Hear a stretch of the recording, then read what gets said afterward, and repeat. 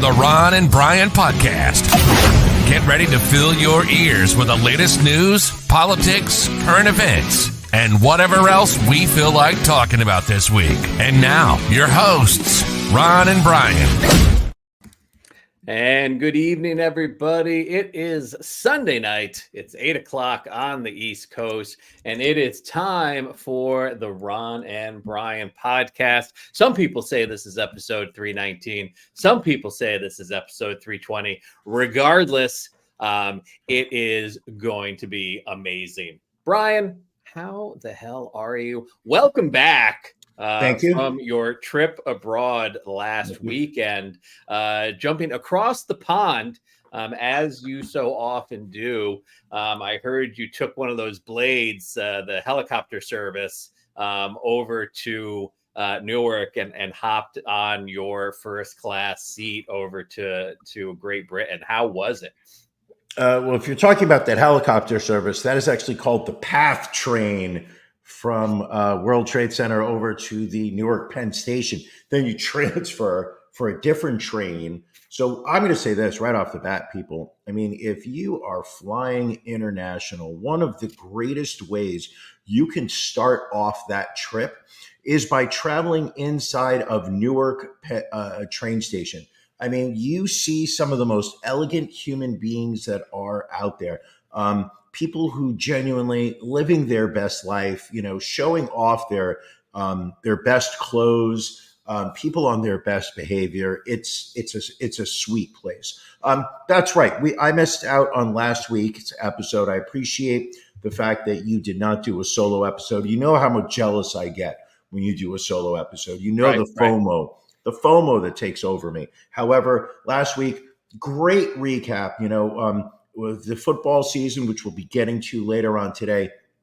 Football season always reminds us of our championship bet that we have every year in the Super Bowl. Who is going to be the podcast champion? Ron, let me see that belt. Show the people the podcast championship belt. Put that up. This is what it comes down to, is the 51% ownership, the ownership of the title belt.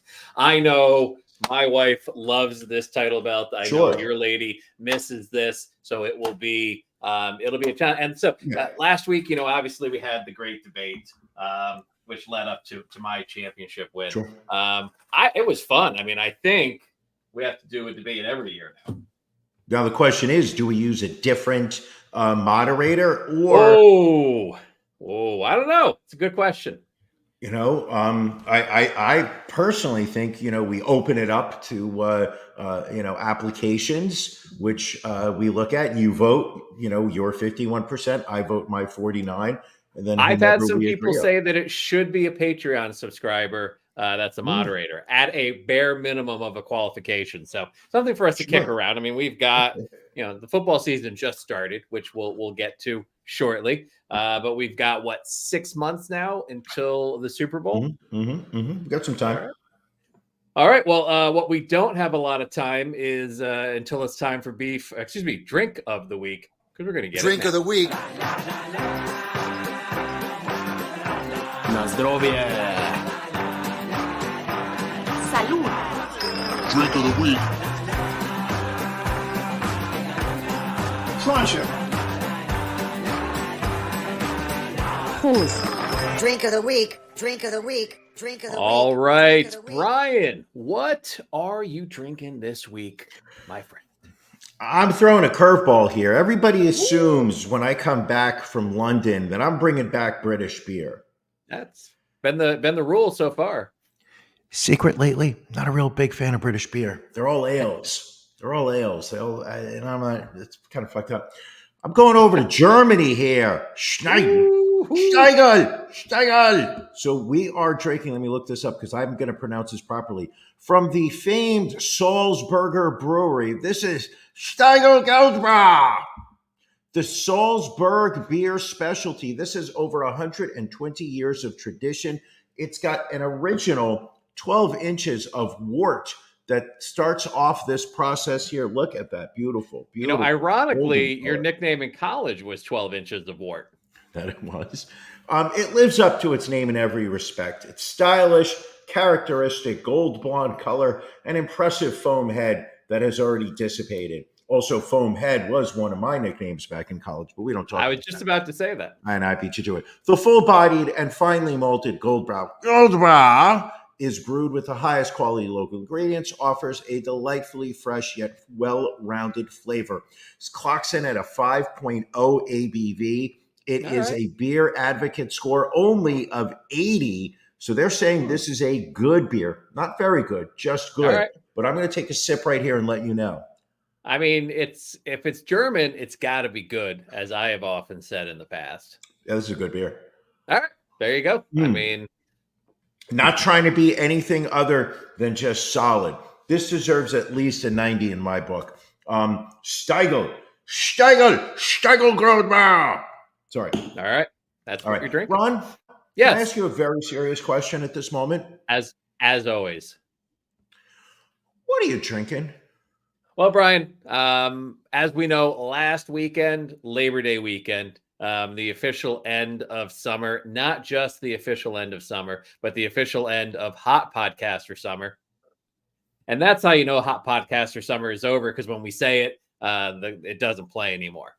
So that's how we know summer's over. So I am all about now my basic bitch pumpkin beers. And one of my favorite ones locally from Conshohocken Brewing. This is their Nightmare on East Elm Street Pumpkin Ale. It is a homage to the location of their original brewery on Elm Street in Conshohocken, clocking in at a solid 5.8%. It is brewed with a honey malt, pumpkin puree, lactose. You know, I love my lactose, and spices. Nightmare on East Elm Street is pumpkin pie in a glass. It says this autumn ale is best paired with candy corn. Candy corn. Listen, I'm sorry. Before you take that spice. sip. Yes. Yeah.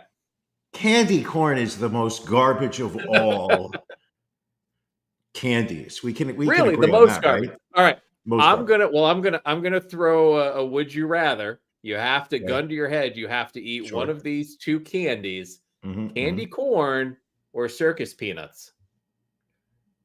Oh, fuck. Yeah. I would go candy corn. You're totally correct. I forgot about circus peanuts. Those are the worst. They're like the little foam kind of like, those are garbage. Ron, all right. I'll go one more. Mona, I'll go one more real quick. Why are you proving me wrong? Circus peanuts or marzipan? I don't even know what marzipan is. All right. What is marzipan? It's a tough call. If you don't know, then it's tough to say. But I'm going to look it up while you take a sip of that. Marzipan. Right. Oh, that's it. Oh, no. Nobody eats marzipan. Nobody. Ron, let's get back to your pumpkin beer. You basic It's bitch. A good beer. What are you drinking? It's spicy. It hits the tongue. It's refreshing. It's not a heavy ale. So I got to give this 2 thumbs up. Also, great point from Janelle. Black licorice might be the worst candy out there. No, I don't know. See, I feel like black licorice it's honest. It's upfront. It is telling you exactly what it is. Not trying to be anything. But the candy corn, it's like, oh, look, we're colorful, we're tricolored, it's going to be fun. And then it's garbage. By the way, this is a hurtful. Mr. Saletti saying that candy corn are the size of my member. That is blasphemy. Blasphemy, potentially. And I'm going to check with my lawyer. That might be libelous. Could be libelous. Good drink of the week. Yeah. Great drink of the week. While you check in with your legal team, let's get ready for Beef of the Week.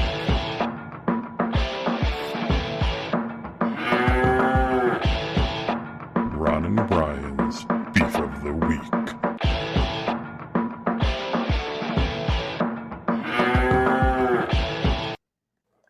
Brian, what's bothering you this week? You know, I'm not sure that there's one specific thing, but I had multiple moments while on the 2 flights I took last week from Newark Airport to Heathrow in London, and then the return flight back. Several moments that really pissed me off, and I want to share them with you. I'm going to just bundle them up as flying from Newark to London and back. Number 1, airplane food. I used to remember enjoying, and obviously I was, much younger at the time. I used to enjoy getting that little platter from the steward or stewardess with my food, cutting into it, eating. It was like a free meal. It was awesome. It was like a bonus meal. Right.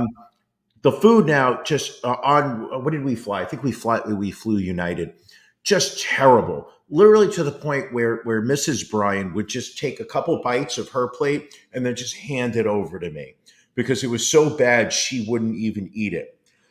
And because I'm such a piece of garbage, I would eat my plate and then I would finish hers, all the while complaining about it.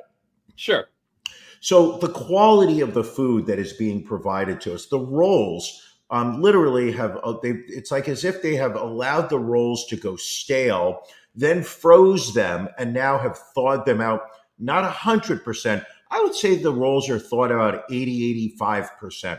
So when you get to it, you still have to like cut it with the little knife, but you already realize it's stale. So the food's terrible. Then you've got not just the food. Here now we are flying. The actual amount of space on a international flight that is afforded to first class now, because in economy, and we went with economy plus because I've got long legs, long penis, I need extra leg room, so we went economy plus. It's still a 3 and 3. However, you got a little bit extra leg room, so I was living the lap of luxury. But you're literally packed in like sardines back there, and as you walk on the plane and you have that moment of just just shame as you're walking past the people in first class who have already situated, they already have their first drink, but they've got these type of like lounge chairs where they're in like this little cubby. They can recline. They recline. They've got blankets. They've got complimentary headphones. I mean, but it is now taken up. It used to take up like the first, I would say maybe quarter of the plane was first class. Then you had business. Now it is about half the flight is first class. Those are a couple grand to fly to London. Can't justify that kind of cost. Sure. Not all of us are, wealthy enough to have their own private pool per se, and eat 40-ounce ribeyes. But that's not all of us are as wealthy as that. Neither here nor there.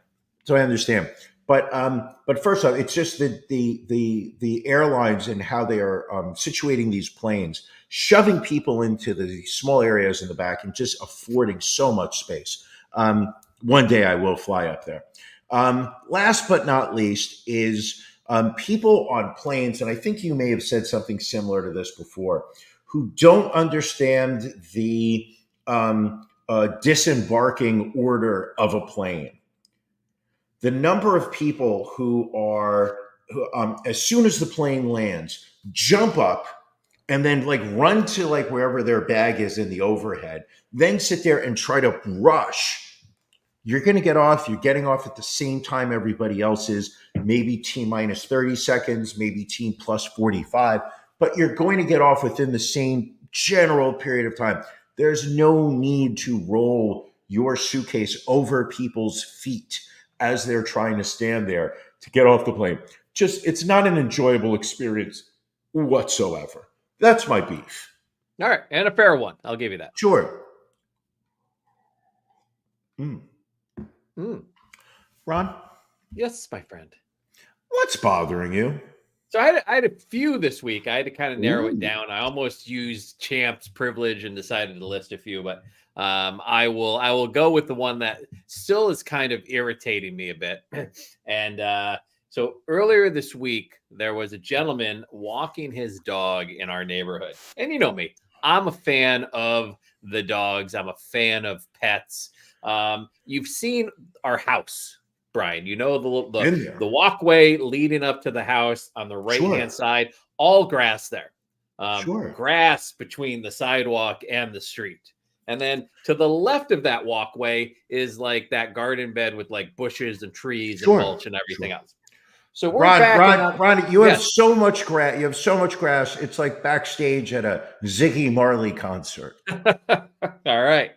So we back out of the driveway. We're getting ready to go to the store. And, we see the guy walking his dog. He sees us because we wait. So his dog, he lets the dog go up into the garden bed.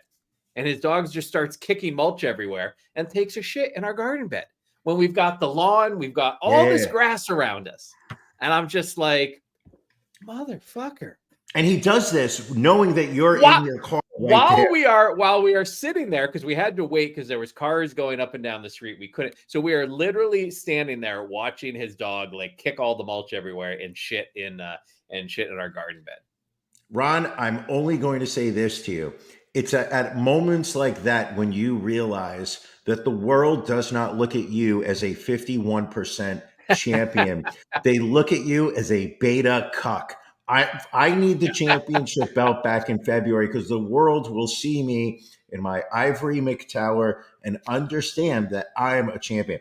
You're telling me that you allowed a grown man bring his dog onto your property, shit in your flower bed while you're in your car trying to pull out, while your dog is kicking up mulch, and you did nothing about it. You didn't step out and tell this guy. I can't blame the dog, Brian. I can't blame the dog. It's the owner. It's not the dog. But you can't, I'm not even talking about but I'm saying you didn't walk out of your car and tell this guy to get the fuck off your property. I know this is in Florida. In Florida, you could have actually legally taken out a concealed handgun and shot him. We understand it's not Texas either, where you would actually be allowed to take out a chainsaw and chop up his body into small pieces and then mix that in with the mulch to add additional fertilizer. But I know it's Pennsylvania. You could have done something. You just sat there in your little audacity. The audacity I was in shock of. Do you not think at that moment that you're representing me? That I'm sitting there knowing that my champion is sitting in his car, like turning his head sideways, watching some guy's dog take a shit on his property without, did he pick up afterwards? He did, thankfully. And this may shock you, Brian. Once After Dark goes off the air tonight, I won't think about you till 7:55 next Sunday night. So maybe that's part of the problem. You know I love you, Booby. You know that. That hurts. All right. Well, it is time for the return of a classic bit here on the Ron and Brian podcast. Something that people have paid for college tuition with. They have bought new cars with, funded mortgages with. It is time for the return of NFL Locks of the Week.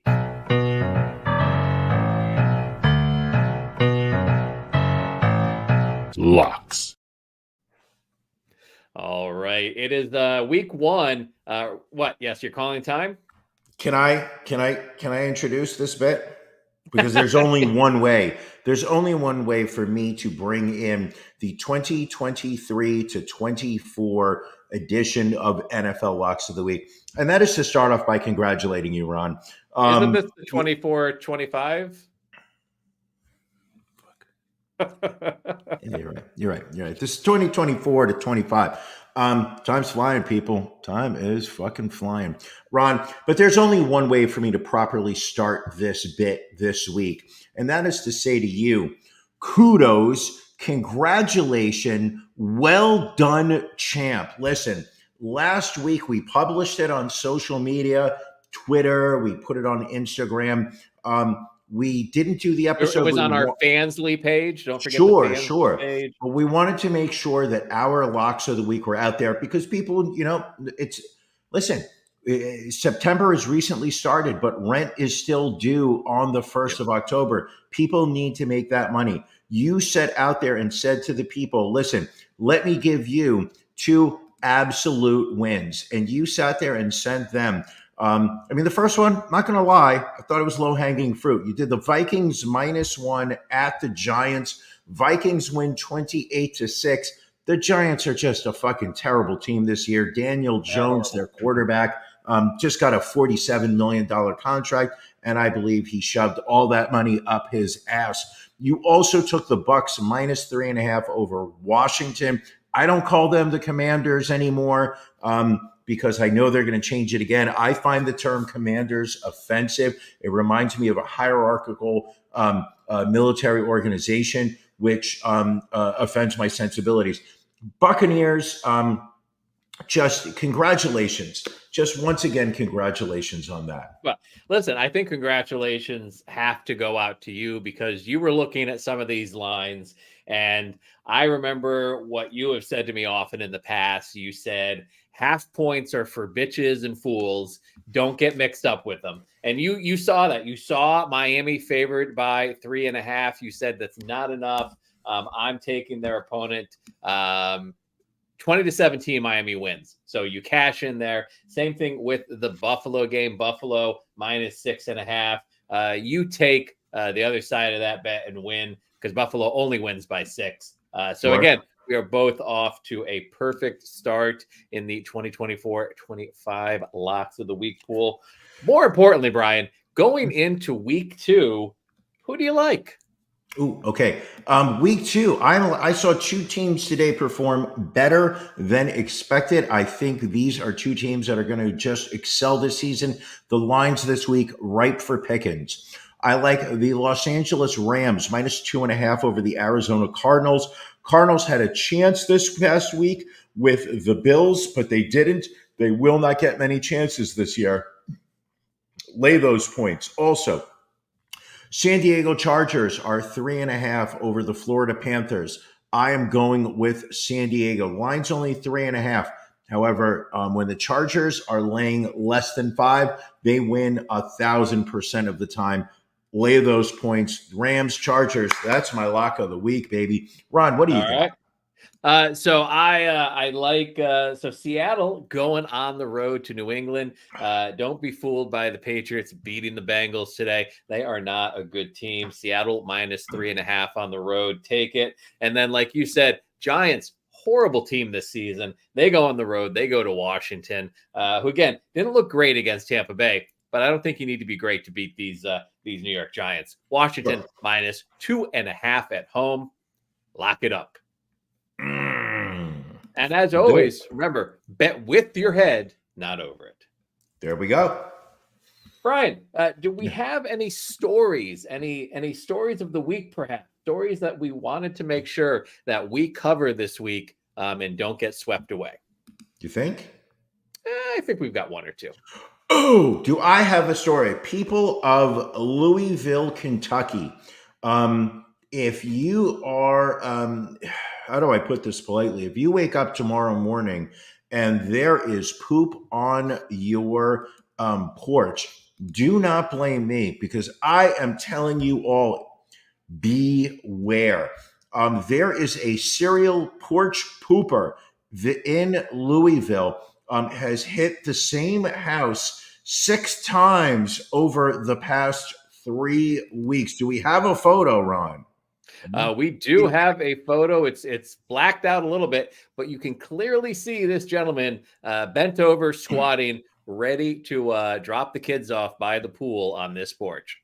So the home, first off, thank God they have a video camera on their at their front door to take this. But this young man has been targeting the same Louisville homeowner.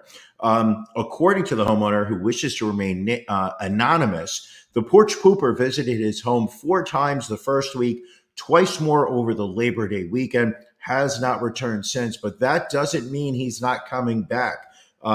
The homeowner says that he has put out cat litter and loud sonic speakers out on his porch to scare the porch pooper away. However, he says that he hopes that this is going to be enough to keep this porch pooper from returning to his home. People got way too much free time in their hands to be walking around pooping on porches. Well, it's better than pooping in garden beds, no? I mean, granted, I'll give you that much. I will, because you have your own version of it. With you've got that troublesome dog. What kind of dog was it? I'm visualizing a pug. No, it was a bigger dog. It was a mix of some sort. I'm going to put it as like a shepherd boxer. So we're talking about a gigantic dump. Mix. Yeah. That's a gigantic, steamy dump just dropping on your property that you're paying taxes for. and he's Yes, not. we I are. would be outraged. Outraged, I would Outraged. be if I were you. Outraged. All right, my story this week, Brian.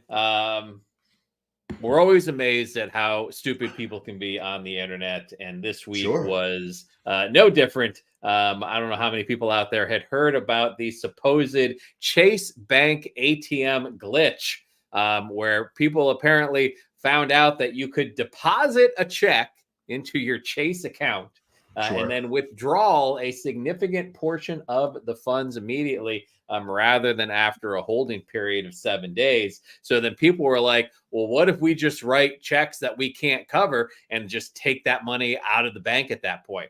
And everyone thought, well, not everyone, but a lot of really dumb people said, hey, this sounds like a great idea. I should try this with my Chase Bank account. And so this started gaining traction on TikTok. And then what also started gaining traction on TikTok is people kind of stitching those videos and saying, hey, this is fraud. This is theft. This is called check kiting. Like, this is not new. Check kiting was invented many, many years ago. Right. And then that was then followed by people who thought they were getting free money posting photos of their bank accounts being significantly in the negative because, well, they wrote a check that would not deposit. Correct. So I don't know how many people fell for this because, again, we don't know. Once I think, you get that initial rush of people posting saying, hey, I'm 30,000 in the red now. I'm 100,000 in the red now. Then I think you get those people that just, doctor up their bank balance online to make it seem like they did that. But how does anyone think this is something that they're not going to get caught with? They're literally logging into a bank account where your bank has your name, your address, your phone number, and your social security number, has all your identifying information. Brian, help me.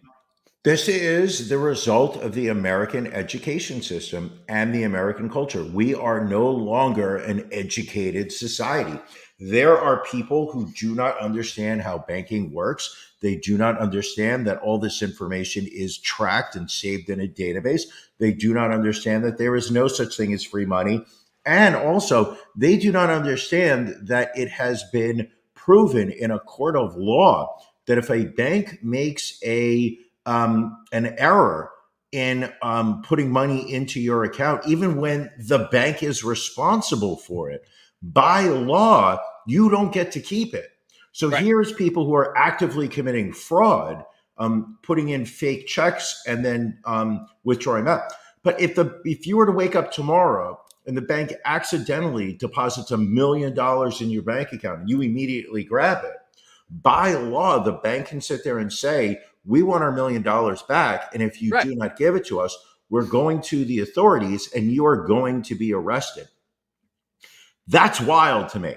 So the fact that people don't even realize that, I'm not surprised that we've got so many people out there who believe there's a glitch in our banking system that allows them to withdraw $30,000 when they deposit a fake check. I mean, to your point, a lot of it does, I think, have to do with not just the education in this country, but just the feelings towards education. Sure.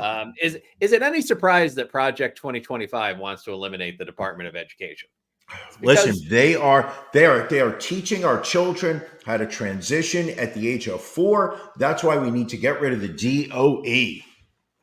All right, Brian, a more important question for you. What are you watching? Okay. All right. Couple things here. On the plane over and back, I knocked out the first 4 episodes of Bad Monkey on Apple TV. Have you given it a shot yet? We watched the first 2 episodes yesterday. I'm going to be honest with you. It's not an amazing show. It's not going to win any awards. But it absolutely is light fare that is easy for the brain. I enjoyed the crap out of it. I believe episode 5 just came out. What were your thoughts? I would agree with that. Like, I think it's a good show. It's watchable. It's got a decent story so far. I will say this: I am enjoying Vince Vaughn more than I normally do. Like, I feel this is a case of Vince Vaughn not being 100% Vince Vaughn like he is Correct. on a lot of his other roles. He is actually kind of dialing the Vaughnness Dialing back it a little back. bit. Correct. And it's a good ensemble cast. Yes. There's a lot of different characters that are introduced and whatnot. So I'm going to stick it out. I also watched. Hold on, I wrote down the name of it because I want to get it correct. I think you may have already watched it. It is Charlie Hustle and the Matter of Pete Rose on HBO. I don't call it Max. Did not watch it yet. It is a 4-part series on Pete Rose, his career, the scandals, the gambling, and the underage girl, which he didn't handle very well when that popped up about 2 years ago. But also is his attempts not only to get back into baseball as a whole, but specifically to have his ban from the Baseball Hall of Fame overturned so that he can become eligible. He would very much like to see himself in the Hall of Fame while he's alive. It's a 4-part series. If you watched him as a baseball player, or if you are younger and want to kind of get a sense of the man who has more hits than anyone else in professional baseball, I would definitely give it a shot. Also, watched, and I know you watched this, but I just got to it. I think it was also on HBO, or it might have been Netflix. Yogi Berra. There was a documentary that his granddaughter did because she couldn't understand why baseball fans did not rank her grandfather as like one of the top 4 baseball players of all time. And when she compared his stats with the people that American baseball fans voted for, he had better records than all these people. It's really the story of Yogi Berra. I watched that on the plane. Absolutely loved it. All right, good. What are you watching, Ron? So we watched The Perfect Couple on Netflix with Nicole Kidman, Liev Schreiber, a bunch of other people. Again, decent, adaptation of a novel apparently, but watchable, worth watching. Caught the first episode of what's it called? Born Evil: The Serial Killer and the Savior. This is on Max Plus. It is a true crime documentary by Michael Bay. So it's like It's got Transformers, it's got Megan Fox. It's just fantastic. But it's about this guy, Haddon Clark, who may be one of the most prolific serial killers in this country's history.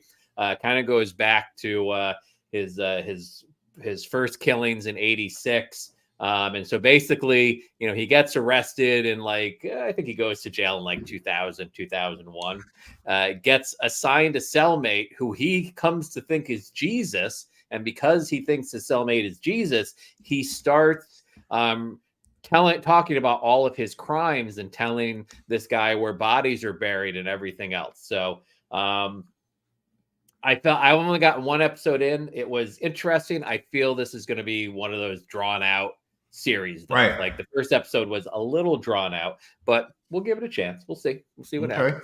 And the big question, we've been reviewing old movies. Brian, did you go back and watch the old Weird Al movie UHF?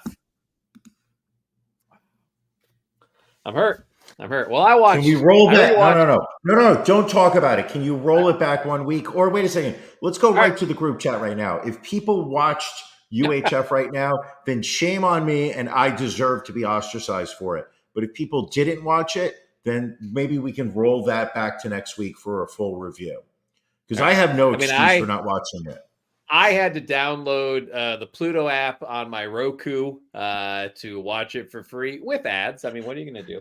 But that just sounded like poor. I'm sorry, Ron. That just sounded like poor. I had to download the Pluto app on my Roku. I mean, what level of poverty is going on in Elkins Park right now? I mean, that is, I'm expecting Apple TVs, internet TV, Roku. Are we not, has anybody watch it or no? I'm not seeing anything in the chat here. Not seeing anything in the chat. Maybe people have fallen asleep. You know what? Champs rule, Ron. Do you want to talk about it now, or can we roll it back and I will watch it in a week? We can roll it back a week. I mean, I will Okay. say this. I enjoyed it. I think you will enjoy it more than Cobra. I just don't know Okay. how much you'll enjoy it in general. Then let's push it back one more week. Here we go. Billy chimes in with I have Roku and I like Pluto TV. Okay, All so right. then I'm wrong for shitting on Roku and Pluto TV. I'll take that hit on that one. All right. But I think that's all I'm watching right now. We feel like we're in that range where there isn't a ton of stuff out there right now. Like I'm waiting It's the for something dog to come days, on. yeah. Dog days. Listen, there may never be another Tiger Mom or what was that show with the tigers? Tiger King. Yeah, there may never be another Tiger King. I mean, talk about just the viral nature of that. We may never get another show like that. Well, isn't that Chimp Show on Max Plus supposed to be similar? Nobody cares. Nobody cares. Listen, March 2020, we were all watching the same thing. We were watching Governor Cuomo, tell everyone that it was going to be all right. We just needed to flatten the curve. We were also watching Tiger King.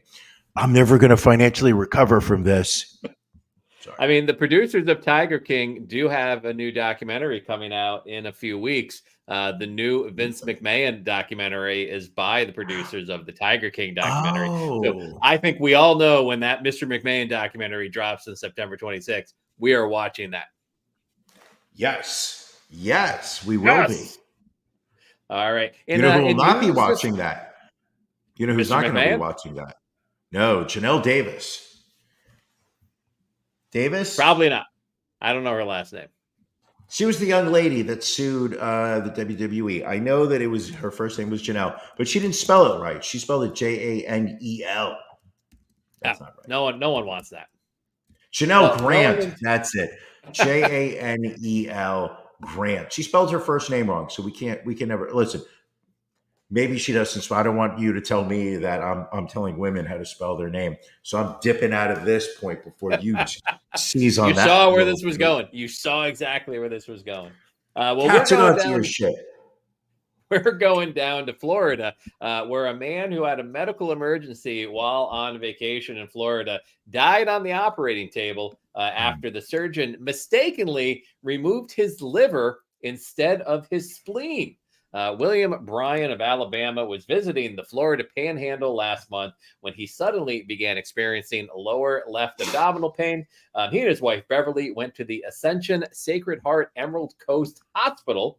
Doctors were concerned about an abnormality in his spleen, and they admitted him for further testing. The general surgeon and chief medical officer persuaded him to undergo emergency surgery, or he could, quote, experience serious complications if he left the hospital. Bryan underwent a hand-assisted laparoscopic spinectomy procedure on April 21st. That was being done by general surgeon Dr. Thomas Shaknovsky, pictured right here. But apparently, during the surgery, Shaknovsky removed Bryan's liver instead of the spleen, resulting in immediate and catastrophic blood loss, resulting in death. After erroneously removing Bryan's liver, the general surgeon labeled the organ as a spleen. It was only identified as a liver after the man's death. I don't even understand how that mistake happens. And apparently, and again, I haven't been able to verify all this, but the law firm representing Bryan's widow has said that the same doctor also performed a wrong site surgery the year before. He was accused of removing a portion of a patient's pancreas instead of performing an adrenal gland resection. That particular case was settled and the terms were not disclosed. So he's done this before. This would be, if this is true, this would be his second wrong site surgery. Unbelievable. So, apparently, you can live without your spleen. You cannot live without your liver.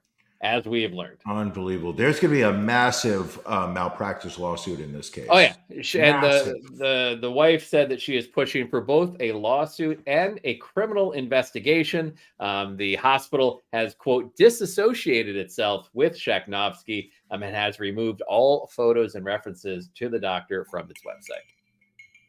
Wow, that is some scary shit. As somebody who quite often goes in for surgeries, getting up there, people, that just scares the shit out of me.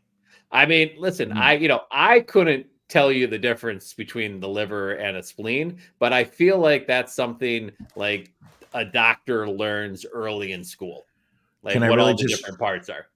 Can I blow your mind? I'm even going to throw in an appendix. Tell me what that does. Couldn't even tell you. I feel like an appendix. I mean, I could tell you what it looks like. It's like that little thing hanging off your intestine. I don't know that it does anything. I don't know. Hey, listen, I learned like 2 months ago that the colon is also known as the lower intestine. I had no idea. 50 plus years on this planet, had no idea that the colon was the lower intestine. I thought it was a different body part. So that just shows you. I got nothing on this. I got nothing.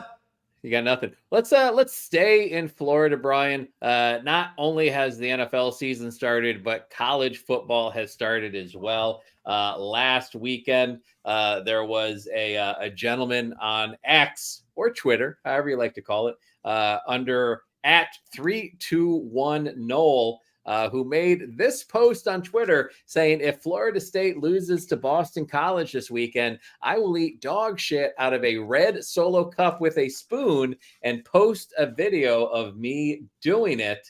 Well, Florida State. I'm sure. Yeah. I'm sure he meant the best when he threw that out there. Yeah, exactly. So this now, of course, anything you do on the internet gets captured and held. This guy deleted his social media. He was called out by Scott Van Pelt on national TV for not eating the dog poop after he went on Twitter and said so. Great comment, Allie. One dummy, one cup. Makes sense. They always say, my biology teacher always said, never bet your life on anything. I think an amend to that is don't bet eating dog poop on anything. The way that term was described to me was never bet something you can't afford to lose. Right. So if you are not going to be okay eating that cup of dog poop, don't say you're going to eat the dog poop. You eat the dog poop. Eat the dog poop. From Jack, remember that too? No? Yep. Jack McGuire from Barstool Sports was all over this, saying that the guy he had found some information on this guy before he deleted his Facebook and Instagram accounts. But apparently he said, quote, the man is recently engaged. Imagine explaining to your soon-to-be wife why you had to go 0 dark 30 on social media. Yeah, which is true. Like, hey, honey, our engagement photos were on your Facebook page, but now it's gone. Why is that? I said I was gonna eat dog shit. I'm sorry. What was this? Now I have a question. Now, is it possible that he showed up to your front lawn and was just laid down on his back, waiting for this German Shepherd tank to come by and shit in your flower bed? I guess it's very possible. It's kind of scary, but yeah, don't, I know it's social media. Not every, there's some people that, their entire life is on social media. Everything they post is true. I know a lot of people do not view social media seriously. They trash talk, but they don't actually mean it. It's a world out there. But just, you're going to be embarrassed if you're proven wrong. We know this. Brian. Ron? Circus peanuts or dried dog poop? Circus peanuts, hand down. All right. Hands down. Absolutely. And I went dried dog poop because it feels like wet dog poop is just an automatic no. I feel like dried dog poop, it's almost like chewing rocks. I'd rather kick rocks than chew rocks. Good point, Billy. We do have a lot of excrement stories today. It's just, it's how the theme goes some weeks. It's been a shitty week. Not my fault. Going out to Arizona, a Wells Fargo employee came to work on Friday morning and died at her desk, but her body wasn't discovered until 4 days later. Denise Prudhomme, age 60, was found slumped over in her cubicle at the bank's corporate office in Tempe on Tuesday, August 20th. She had used her ID to scan into the building on August 16th at 7 a.m. An employee said, quote, "To hear she's been sitting at the desk like that would make me feel sick, and nobody did anything. That's how she spent her last moments." That is so incredibly sad. The employee said several workers had complained of a foul order when they came back to work after the weekend, but shrugged it off as bad plumbing. Apparently, Prudhomme worked in a not very populated area of the building, but everyone's saying like you should have tracked like the fact that she never swiped out from a security standpoint. There were security guards who walked the building at night that should have found her. So yeah, I think this just goes to say that, companies saying that people have to come back to work in person is kind of bullshit because they're really not going to even notice if you die there. That's a lot. A lot of times you're like, I'm dead. I feel dead at work today. Literally, you've got this case. I can't imagine 4 days going by and people not realizing that your coworker is dead at their desk. I just can't imagine it. It's one thing if like you died in the elevator and you got on it a Friday on the way home and like the building was closed over the weekend, but you were hiding in a closet somehow. Right. People don't go into, but to just be literally at your desk dead for 4 days. Jesus, that is so depressing. And what's even sadder is she must not have had anybody expecting her at home either, because no one called the police to find her. Like it's a horribly tragic story. Maybe Ron, maybe she was married. Maybe she was married. Are you shocked though to find out that it's Wells Fargo? No, what's surprising is that they during those 4 days that she apparently somehow filled out paperwork to take out 4 new bank accounts and had already incurred $300 in overdraft fees from Wells Fargo. And I think that Monday she got a gold star for opening up 38 new credit card applications. Wells Fargo is the worst. It really is. I have a question. Do you judge people based on the banks that they use? I don't know that I judge somebody for using Wells Fargo because, there's a variety of reasons people may have to use banks, right. But I would sure as hell judge someone that works for Wells Fargo. Works for Wells Fargo. Interesting. Interesting. Billy says nobody did the work for her. Yeah, and the work is so important. If you're not going to do the work, then why are you even going to the office? There we go. All right. Brian, I said I wanted to talk about this story, and I feel we have to, even though the Olympic fever has died out. But women's rugby superstar Ilona Maher has made the cover of Sports Illustrated's swimsuit edition. She also is going to be on the next episode of Dancing with the Stars. Have you seen? I couldn't find a photo of the cover. Let me see if I can find that, because that was. I think you should ask. Why don't you ask Matt to look it up? Matt had a little issue earlier. I had some chlorine from the pool that I tossed aside. He may have mistaken it for cocaine and injected it straight into his veins. Ron, Ron, I put it in the chat. You are going to be a happy man. We know that this is the kind of stuff that your dreams are made of. You do like a strong woman. You've always said you like women on the athletic side of things, a woman who's willing to sweat a little bit to earn something.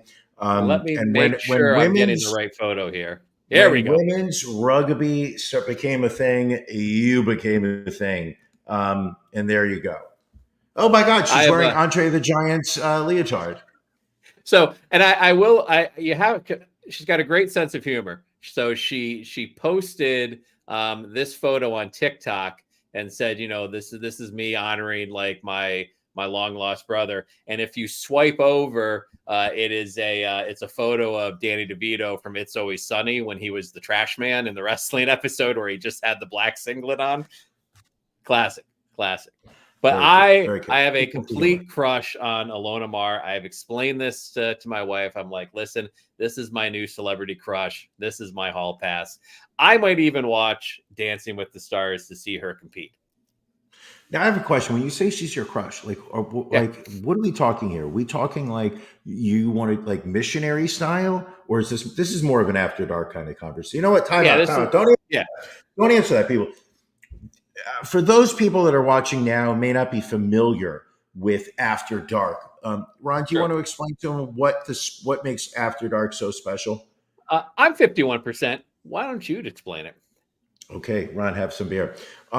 Listen, there are rules on social media nowadays in terms of content, things you can publish, things you can talk about, things that you can describe. Is there free speech anymore in social media? I don't think so. YouTube, nope. They'll censor you. Facebook, absolutely will censor you. Where do you go when you need to speak your power to truth? You go to Patreon. That's right, people. Yep. For as little as $5 a month, you can support this podcast while also getting access to the stories that Ron and I do not feel comfortable putting out there to the general public because most of them cannot handle it. Facebook would crumble. YouTube would start sweating. Twitch would start twitching. But it's a great way to help support the show for just $10 a month, which is just 2 cups of coffee a month. You get a link every week to be able to watch the After Dark. We do bonus. It is a bonus minimum 30 minutes every week of content that was just not ready for the public. Once a month, we do something called a pajama party where we invite our Patreons on. Those who support the show, we bring them onto the show. They do a pajama party where we play Can You Beat Ron one month? Following month in the pajama party, we do a Can You Beat Brian? This week, Can You Beat Brian? Ron, you have a game lined up where we are going to see whether our Patreon subscribers, can they take me down? We're going to find out later tonight. Only for those Patreons. If you're not on our Patreon, you do not hear this content. So going across the world to Russia, we visit the land of Vladimir Putin, and this cat right here, this is Kroshik, or as it's translated to, Crumbs, who was rescued from the basement of a Russian hospital. When he was rescued, he tipped the scales at almost 38 pounds. Apparently, hospital workers were feeding him cookies and soup and other things cats really shouldn't eat, and just allowed him to get into this unhealthy state.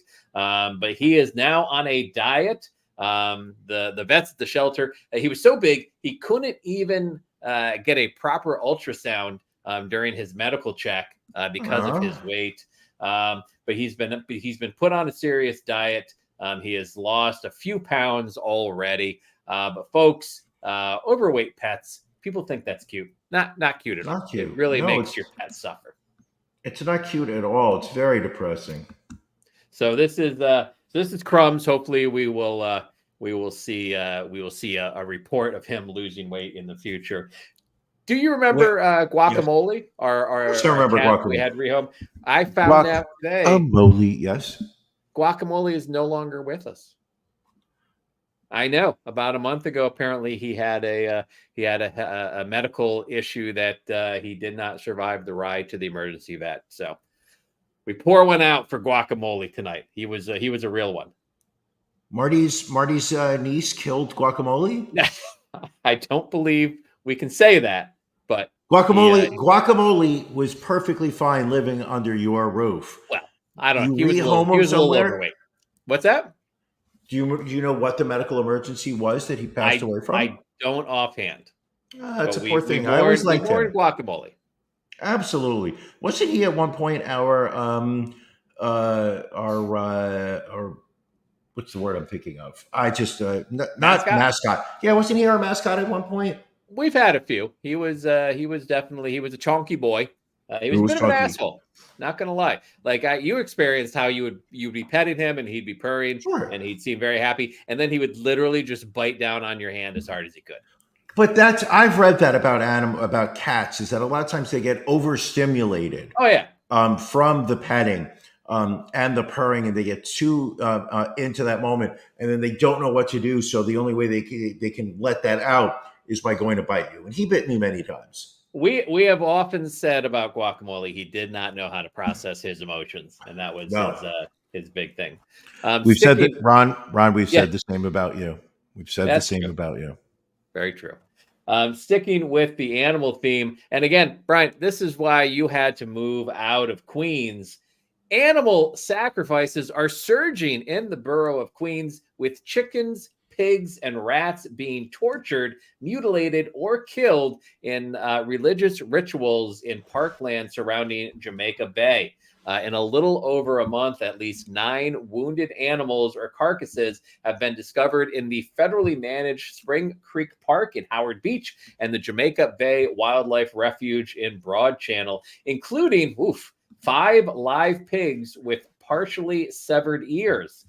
Creatures recovered also include a near-dead baby rat tied up in a bag with chicken bones, a freshly decapitated chicken head, a live hen in distress, and a dead dog with its neck stabbed. Brian, what the hell is going on in your old neighborhood? Couldn't tell you. It's why I left. I mean, this shit was never happening when I was in Queens.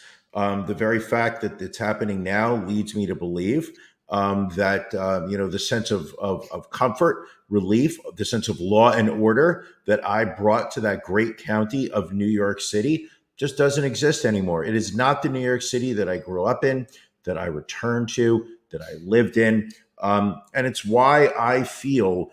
I feel that the world's a better place with me in New Jersey now. I mean, I think a lot of people in New York feel that way. Yeah, absolutely. Oh, that's actually quite hurtful. Here, Janelle even says that area is actually closer to her in Brooklyn than where I used to be. Well, Janelle, maybe you can explain your neighbors if there's any way, because it sounds like they're pretty fucked up, or they subscribe to a lot of religious beliefs that I don't. There you go, and that's what it is saying is apparently people are saying it is a sect that prays to a Hindu god that. I guess these animal sacrifices allow them to get closer to this god or do his or her bidding. So it's sad. Not like a voodoo thing, because I was thinking I just assumed it was a voodoo thing, but apparently not. You're saying that it's Hindus. It could be a voodoo thing. Who knows? Who's saying it's just one sect killing all these animals? You never know. Absolutely. Speaking of good old days. I have not sent you any forwards on TikTok of Indian street food. I feel like I've gone at least 48 hours without forwarding you some video of Indian street food, which I'm going to go on record as to say makes me never want to visit India under any circumstances. The street food is just disastrous. I will say, with the exception, you send a lot of Korean cheerleader videos to me. But I think overall it's been more sports and comedy related. Like you've really toned down your TikTok since FYP videos being sent to me. My algorithm has absolutely shifted back towards the norm. It's a lot of sports, it's a lot of comedy, and now it is a lot of food. I'm on a lot of food talk back now. A lot of cheesesteak, a lot of for some reason, restaurant talk, a lot of cheesesteak talk. Yeah, I'm with you. I'm not seeing as many physical deformities as I was maybe 3-4 months ago. Time to get back on there, Ron, because I feel like I've just lulled you into a sense of comfort clicking on my forwards, because you've been commenting on quite a few of them. Leads me to believe you're actually looking at them. So I am also on Halloween decoration TikTok, because there is a ton, and this is like, these are like this isn't like just a 12-foot skeleton or cobwebs or whatnot. Like, there is literally one I saw of, it's like two scary looking clowns holding a small child and going back and forth like they're trying to tear the child apart. There's like another one that has a witch like hanging a child upside down, which I love the decorations. I just feel like I'd scare my neighbors if I put that shit out on my lawn. Like, they'd be like, But maybe based on the story we had earlier this week, you do want to scare your neighbors. Maybe you do want to say to the people living in your neighborhood, this is not a property you should feel comfortable stepping on. Like, all I'm saying is it's not the worst of ideas. You're right. I'll have to go back on TikTok and contemplate. Give it a shot. We talked about NFL earlier. Eagles distanced themselves this week from Vice President Kamala Harris after billboards were found around Philadelphia appearing to endorse Kamala Harris. Apparently, these were counterfeit political ads. The team does not say who they support either way, but just a ton of photos at bus shelters and places like that with a caricature of Kamala Harris wearing an Eagles helmet and saying that she is the official candidate of the Philadelphia Eagles. Interesting. Yeah. Very interesting. Now, how do you, as a Kamala Harris fan, and how do you, as a Philadelphia Eagles fan, how do you feel that this happens when, let's be brutally honest, she is your candidate and they are your football team. How do you feel when they have rejected her? I think they're taking a very neutral stance, which I get it. They're trying to placate their entire fan base. So, they can't be as radical as we are, taking sides. Listen, nobody can be as radical as you. They have to play it right down the middle. Okay. That's fair. Can we talk about Saquon Barkley and 3 touchdowns in that first game? Like, the Giants let that guy go for nothing. Just goes to show you how bad that Giants offensive line was for those years. I mean, again, Saquon had his injury issues, but just lifted the team up to that win down in Brazil. Congratulations on your Philadelphia Eagles. You have officially turned your back on the great state of New York. You are now officially a Pennsylvanian. How does it feel? All right. Quick question. Would you rather eat dried dog poop or have to spend 2 days in Brazil? Oh, I think I would rather be in Brazil. Really?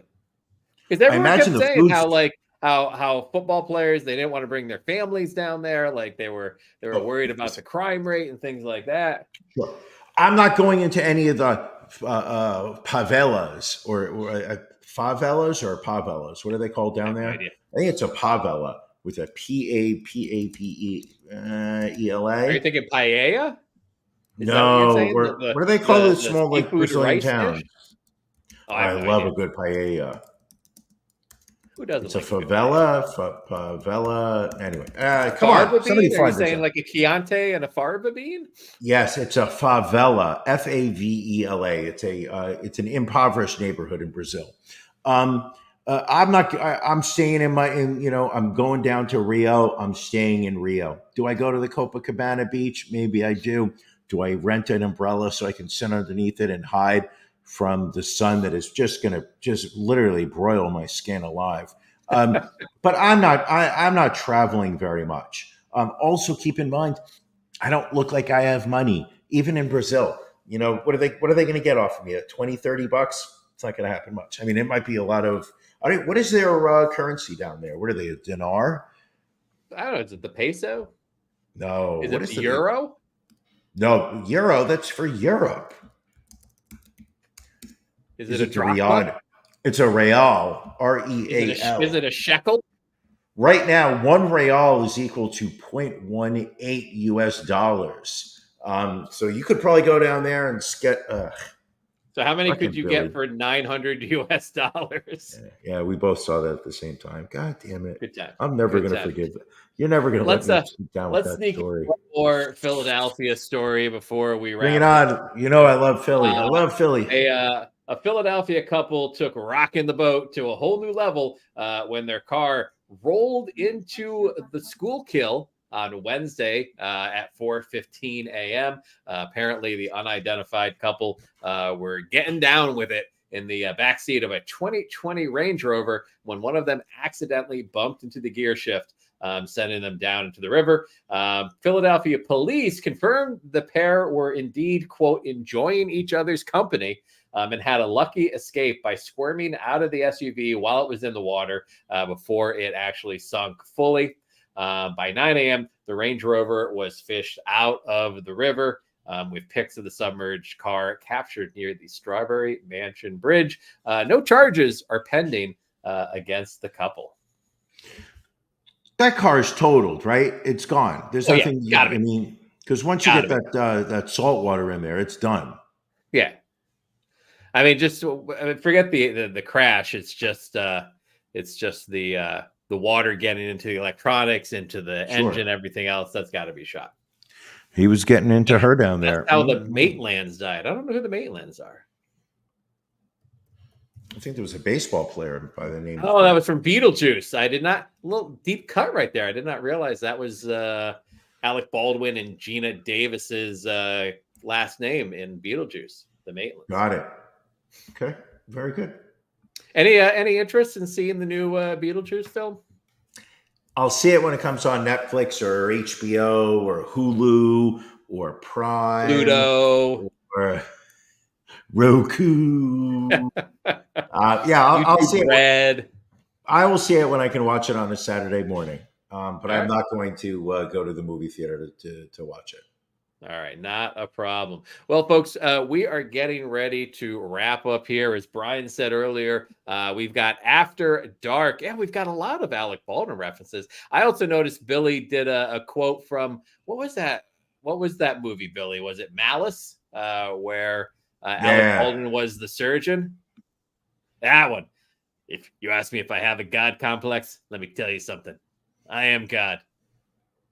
Alec Baldwin is always Alec Baldwin in whatever role he's in, but he's just so good at it. Yeah, except when he's shooting the assistant director. That's when he's not so good. I mean, that's a problem. He's also not good when he's blocking me on Twitter. But so if you want to join the Patreon, not only will you have a chance to be the moderator in the next great debate that we have, but if you subscribe at the $10 level or higher, you get access to After Dark. It's going to start at 9:30. We weren't able to do our pajama party the last weekend in August, so we have pushed it to tonight. We have a fantastic Can You Beat Brian? So if you sign up in the next 22 minutes, we can get you the link to come on live with us and enjoy a hearty competition. I, for one, am looking forward to the immense amount of sweat that Brian will break into when he sees the category, which he does not know the category. No one but me knows the Can You Beat Brian category, and it is another chef's kiss category without a doubt. Now I'm nervous. I am very nervous for this, Ron.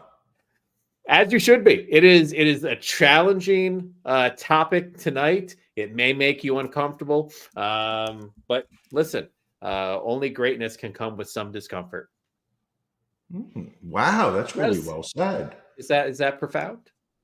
I think so. All right, let's wrap this up, Brian. Episode 319, episode 320, whatever you want to call it. I think it was just another fantastic episode. Glad to have you back with me. It is not the same Sunday night if we are not doing this podcast together. I'm glad to be here. Glad to be back. This is where I belong. Oh, let me give a last minute beef.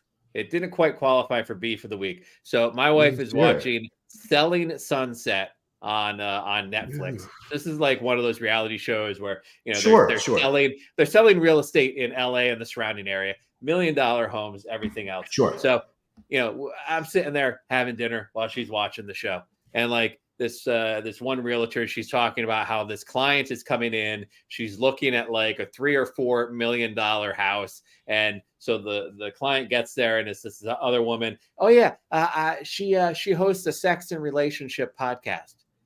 I was so infuriated that somebody else with the podcast has the money to buy a $3 million home in LA, and sure. we're not in that echelon yet. Just not yet. We're every week we get one step closer. Right around the corner. All right. Anything else, Brian, before we wrap this up? Pleasure to be back. Do not want to take any more weeks off. Let's do it. All right. Sounds good. Thank you all for joining us. Free podcast, folks. We'll see you next Sunday. Patreon, folks. We'll see you later tonight. Thank you for joining us on the Ron and Brian podcast. We're live each week on YouTube, Facebook, and Twitch. You can find prior episodes, links to our social media, and everything else Ron and Brian at ronandbrianpodcast.com. See you again